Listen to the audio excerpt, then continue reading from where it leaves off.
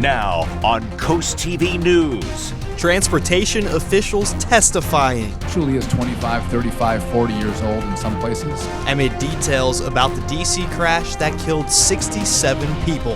Paid parking begins. It's a beautiful place. Wish we could afford to park. What your next to the beach will cost. A day of remembrance. It's an opportunity to reflect and remember how Wicomico County honored those who lost their life in the line of duty.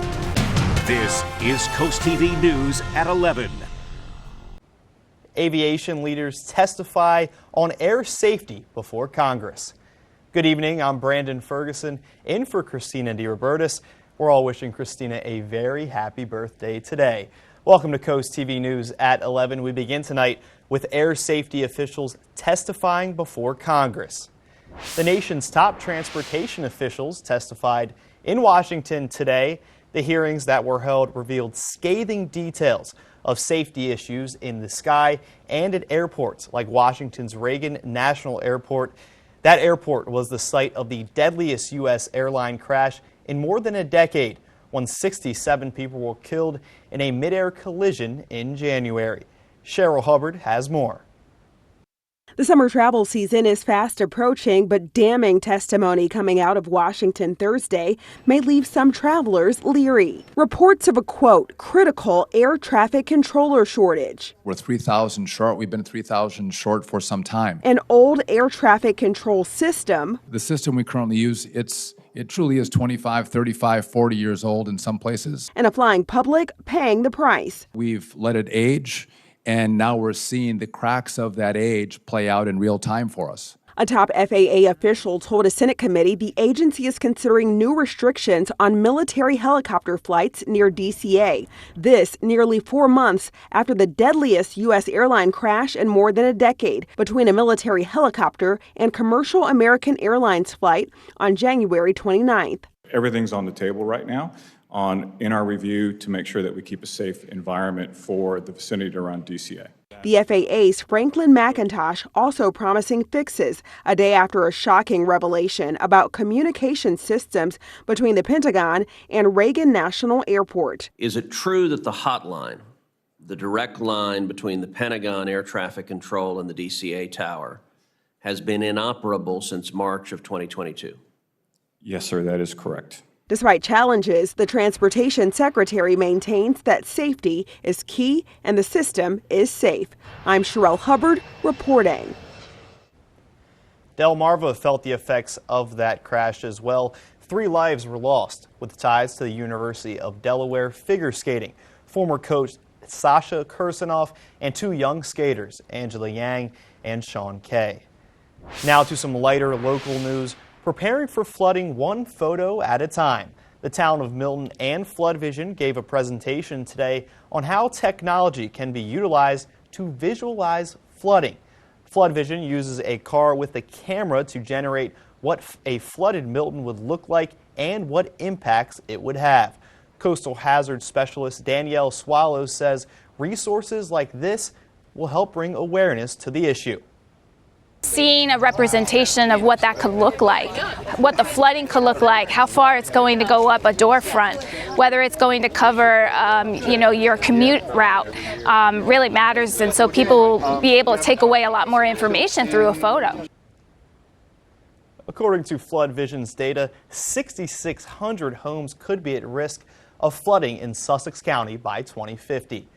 On that note, we're going to take a live look outside into Milford and bring in our first alert, Chief Meteorologist Paul Williams. Good evening, Paul. Good evening to you, brother. And what we're taking a look at right now, as you take a look at the observed rain throughout the Delmarva Peninsula, we only had 1/10 of an inch officially at Georgetown, but you would almost think we had hardly any rain, but it was a very isolated pocket right here where the rain really began to form here and then moved off towards the water. So we take a look at some things from a more detailed standpoint. In Prime Hook, we had over an inch, in fact, 1.1 inches of rain. And then we had 0.62 in Bethany Beach, just over 1/2 inch in Ellendale, just under 1/2 inch in Harbison. Stockley, just shy of 1/4 inch, and 1/10 inch of rain officially at Indian River Inlet, as well as Rehoboth Beach. Now, we have, as far as the update is concerned, for this entire month, we are continuing to look right now We're about 1.66 for the month, and we're 16 for the year. Coming up, we'll talk more about more rain that's actually on the way. But for right now, back to you. Thank you, Paul. The Chesapeake Marshlands National Wildlife Refugee Complex is asking the public for feedback on a proposed outside research. The draft would allow qualified researchers from agencies, universities, and the public to conduct studies, as long as they don't disrupt any wildlife or habitats. Public comments will be accepted through June 2nd, and you can review the documents and learn how to submit your own at fws.gov. Salisbury University is inviting the public to share ideas as it maps out its next 5-year strategic plan. 2 community listening sessions are scheduled for June 9th and 10th from 6 to 7:30 p.m. at Purdue Hall's Bennett Family Auditorium. University leaders say public feedback will help shape priorities through 2030. Admission is free and all are welcome. Visitors are asked to register for a temporary parking permit at salisbury.edu. As the weather warms up, more motorcyclists are hitting the roads on Delmarva. Today, state leaders and local leaders came together in Salisbury to highlight efforts to protect riders and drivers. MDOT reports that nearly 80% of fatal crashes involving motorcycles happen between May and October. Salisbury City Councilwoman April Jackson says she recently lost a friend in a motorcycle crash. Proceed with precaution, pay attention, don't drive under the influence of alcohol or drugs or anything. Just be cautious, stay focused and alert about what you're doing when you're doing it, because that drive or that ride depends upon you. Officials say so far this year, 13 people on motorcycles have been killed on Maryland roads. One of those deaths was in Wicomico County. In Salisbury, parking enforcement is returning. Starting now through June 1st, the city will issue warnings, not tickets, for violations in all city-owned lots, streets, and facilities. This grace period is meant to educate drivers about rules like permit requirements and time limits. But beginning on June 2nd, full enforcement and citations will resume. Locals and businesses are being asked to update permit and vehicle info by then. Today also marks the start of paid parking near the beaches, and prices to see the beautiful view hasn't been higher. The cheapest place to park along the coast right now is in Ocean City. And now that paid parking is in effect along the coast, Ocean City ranges from $2.50 to $3.50 an hour, while other beach towns have it higher. Park your car and get ready to pay for parking, or else you may get a ticket. And vacationers like Heidi Nickon says the prices were shocking. A little higher than we used to. I wonder how many visitors are not going to come because they don't want to spend $25, $30 a day to park the car. Thursday marks the start of paid parking along the coast. So if you're planning to go to the beach in Fenwick Island or shop in town at Dewey Beach, make sure you have enough money to park. But how much are the prices? If you're planning to park in Rehoboth, Dewey, Bethany Beach, or Fenwick Island, all their hourly prices are now $4 an hour. And some people are saying those prices are too high. It's a beautiful place. Wish we could afford to park. Greg Troop is the owner of a store in Rehoboth Beach that makes personalized signs of all sizes and says the parking prices are steering customers away. It's always been the #1 complaint of our customers and of our beachgoers is parking is so expensive. Bethany Beach says the fee adjustment is essential to ensure summer operations, with everything becoming more expensive. Paid parking in these coastal towns ends September 15th. Now for Ocean City, it's a little different. They're extended with paid parking going until November 1st. This brings us to our Coast TV poll. We want to know, how does paid parking impact your beach plans?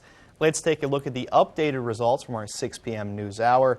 We're looking at 69% for visit less often, and 23% won't change anything. If you still haven't voted, you can still vote at coasttv.com or on our mobile app. Staying in Rehoboth Beach, an update on a story you first saw on Coast TV News at 5. Rehoboth Beach commissioners are set to discuss curfew on teenagers tomorrow. That curfew would be from 11 p.m. to 5 a.m. out in any public space or street unless they're with a parent or caretaker or coming from work. and there are some mixed feelings about this proposed curfew.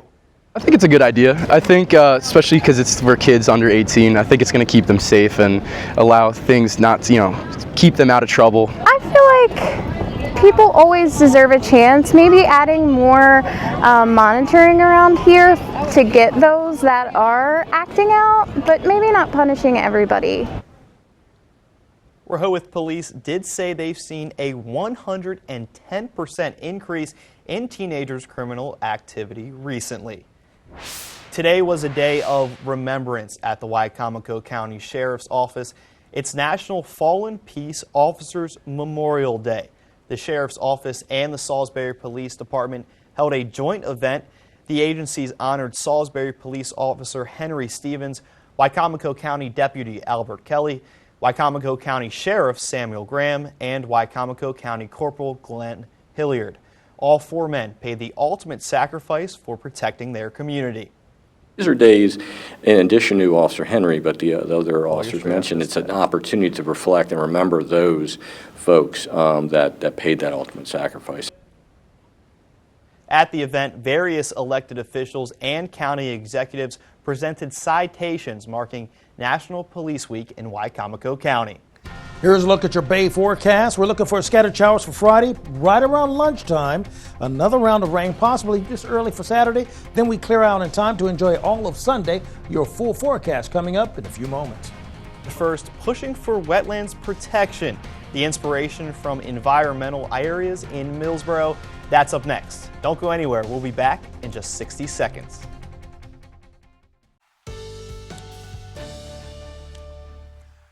Well, we've had our fair share of rain for today, but there's going to be another slice of the pie or cake, whichever one you like, cake or pie. The pie cake or the rain cake or rain pie will be served up for Friday as well as portions of Saturday. But as of right now, no more dessert on that rain, okay? We're looking for temperatures in the 60s with partly cloudy skies, actually. Now, as far as where we stand right now, we're holding at 67 degrees in Laurel as well as Seaford, 65 degrees Del Mar as well as Gumboro, and the winds are relatively calm for right now. We're going to stay that way. They're starting to slightly shift a little bit out of the south-southwest at this present time, but relatively light and calm. Here's the latest rendition of what's happening with our radar, and we're staying very clear. We've already had our bump of rain for tonight. Well, to our north, we have some dense fog there up towards the upstate New York area. But we have a stationary boundary that's just to our southwest, a developing low-pressure system that's just nestled right along the Virginia and the North Carolina border. And that's going to continue to kind of meander in our area, keeping us stirred up in the upper atmosphere for the most part. Mostly cloudy and calm winds for tonight. Temperatures of 64 degrees. As far as tomorrow is concerned, 87 for the high for Seaford and Laurel, but only 81 in Lewis, 77 for the high in Rehoboth Beach. Now, we will warm to 86 degrees in Cambridge, winds out of the southwest at 5 to 15 miles per hour. And as far as Berlin is concerned, 85 degrees, but much cooler in Ocean City, closer to the water, so that makes sense, 79. Now, we'll look for the precipitation to sneak on through. By the time we get to, let's say, 5:30 Friday, we'll have a bump of strong storms that'll begin to plant itself over portions of Ocean City. And we're looking at the beaches to be the main recipient of the majority of the rain that we anticipate going into this weekend. Now, as we change gears and take a look at the most southern portions of our viewing area, we look for this wave of rain to push through at about 5:30 to 6 o'clock. But then the good news is this, and I'm going to switch sides to show you this. See this deeper red here? According to this model run, when this storm really begins to develop and become stronger, it should be away from us and off the shore by then. That's helpful. So our precipitation numbers stay high for us on Friday. Saturday, we see widespread scattered showers, but it's relatively light stuff, pedestrian showers at best. Then Sunday going into Monday, we stay mainly clear with zonal flow. And for the next 8 to 14 days, we're looking for it to stay close to the norm, if not slightly below. As far as the rest of the night is concerned, patchy fog, that's what that funny looking cloud is, by the way. Partly cloudy, light and variable winds, 63. Tomorrow, warm and humid. Round of rain around lunchtime and another round about 5:30. So we're looking at 2 rounds of rain and 85 degrees. 88 on Saturday. Summer-like thunderstorms that'll pop up in and out, very scattered and random for as far as pattern is concerned. Here's a look at the extended forecast. We're going to have 80s for the next 3 days in a row. Then next week, we'll drop to the 70s. And one day, or perhaps 2, we'll dip to the 60s for the high. Thank you, Paul. Probation reform is back on the table in Dover. The legislation is aimed at modernizing Delaware's probation and parole systems. Senate Bills 7 and 8 would shift community supervision towards less restrictive conditions and allow for remote check-ins, helping people under supervision maintain jobs, education, and family responsibilities. Roughly a third of those under supervision in Delaware end up reincarcerated, often for technical violations, not new crimes. The bills are now headed to the Senate Executive Committee. Attorney General Pam Bondi sold stocks on the same day as a tariff announcement by President Trump. That's according to filings with the Office of Government Ethics that were made yesterday. The stocks, which were in President Trump's social media holding company, were valued between $1 million and $5 million. Bondi sold them on April 2nd. That's the exact day that President Trump announced new tariffs, which extended declines in stock market prices. Adding she held sales as a part of her ethics agreement. So far, no comment from the Justice of Department on this sale. Prices of Trump's media stocks fell in the days following this announcement. Prices for the general market fell also. The Justice Department is investigating United Health Group, looking for potential fraud. The Wall Street Journal reports the probe has been going on since at least last summer. The focus is on the company's handling of its Medicare Advantage business practices, according to sources familiar with the situation. In a statement, United Health said it wasn't informed about the DOJ's actions and that there are no issues with how its Medicare Advantage program is dealt with. The DOJ declined to comment on this matter. Coming up in sports, a thriller in Dover. Could the Senators ride a great defense and a late rally to a comeback win against Lake Forest? Here's a look at your golf forecast. Listen, we'll maybe sneak in some time periods where it's going to be dry, so we're going to call it fair. Muggy and mild, 79, with scattered showers and storms, still part of the tapestry of your tap-ins. A popular grocery store is pulling baby food pouches from its shelves. Publix has issued a voluntary recall of its Greenwise pear, kiwi, spinach, and pea baby food. The food comes in 4-ounce plastic pouches. Officials say it could contain elevated levels of lead. The baby food was sold in stores in Florida, Georgia, Alabama, Tennessee, South and North Carolina, Virginia, and Kentucky as well. Customers can return it to Publix stores and they will be given a refund. Florida has become the second state to ban fluoride in public drinking water. Today, Governor Ron DeSantis signed the Florida Farm Bill. The legislation bans the use of any additive in public water system that doesn't meet the new definition of water quality additive. DeSantis said forcing fluoride into the water supply is basically forcing medication on people. According to Florida's Surgeon General, more than 70% of residents who use community water systems receive water with added fluoride. Health officials say the number of syphilis cases are climbing to the highest number the U.S. has seen in decades. But new recommendations released this week are aiming to lower those numbers. In today's Health Minute, Mandy Gaither has a look at those new guidelines and at how early diagnosis can save lives. It's a concerning trend. Cases of syphilis are spiking in the U.S., and if left untreated during pregnancy, the infectious disease can be passed down to the fetus. In the past decade, it's been a tenfold increase in congenital syphilis. In 2023, nearly 3,900 cases of congenital syphilis were reported in the U.S. That's up from just over 330 cases in 2012 and includes 279 stillbirths and newborn or infant deaths related to syphilis. Researchers say that's the highest number reported in more than 30 years. Not only can it cause death to the newborn, but also premature birth, low birth weight, deformed bones, anemia, enlarged liver and spleen, jaundice, brain and nerve problems, and meningitis. Syphilis is preventable if we have early diagnosis, early and appropriate treatment.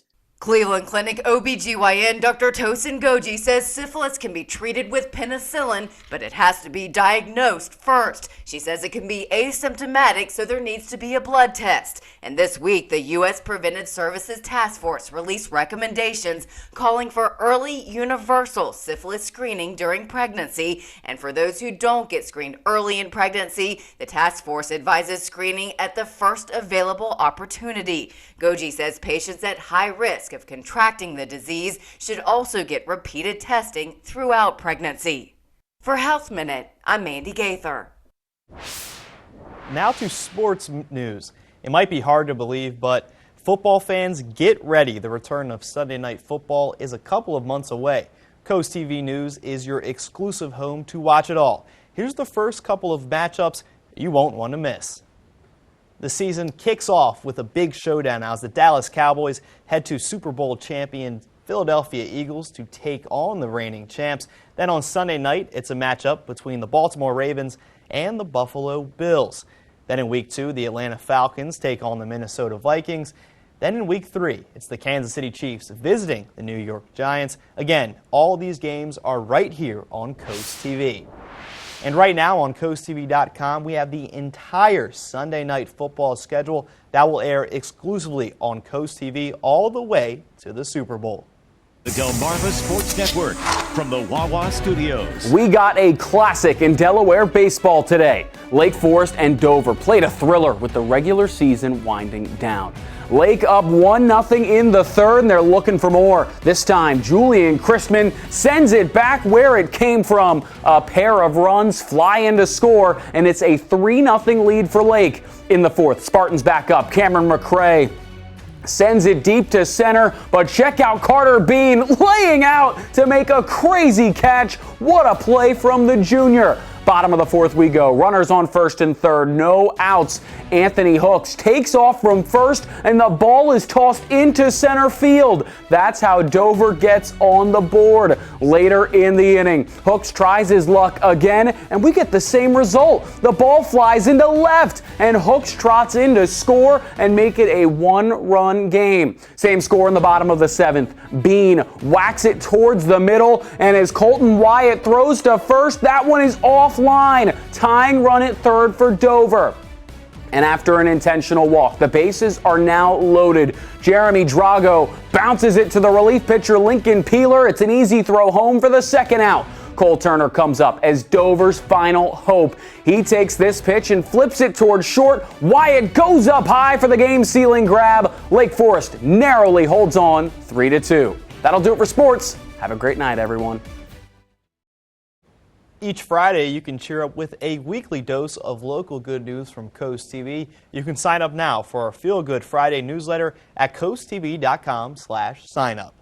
Well, we're signed up for some rain for the next couple of days as well. Our Dry Tech crawl space camera. Ocean City, we're holding at 68 degrees actually, and we're going to stay in the mid-60s for the rest of the night under partly cloudy skies over the Ocean City area specifically. Our umbrella giveaway winner is Ronald Turcott of Frankfurt. Congratulations, Ronald, courtesy of Paul Davis Restoration and Home Remodeling. Listen, if you need to keep up with your forecast, and you can call our weather line to stay updated as well, 443-880-9100. Your forecast is just a call away, sponsored by the law offices of Bruxted, Mandalis, and Federico. And finally, here's a look at your exclusive 10-day forecast. Thanks for joining us here for Coast TV News at 11. For more news and local weather, download our Coast TV News app. The Tonight Show, starring Jimmy Fallon, is up next. We'll see you tomorrow morning for Coast TV News at 5 a.m. Have a great night.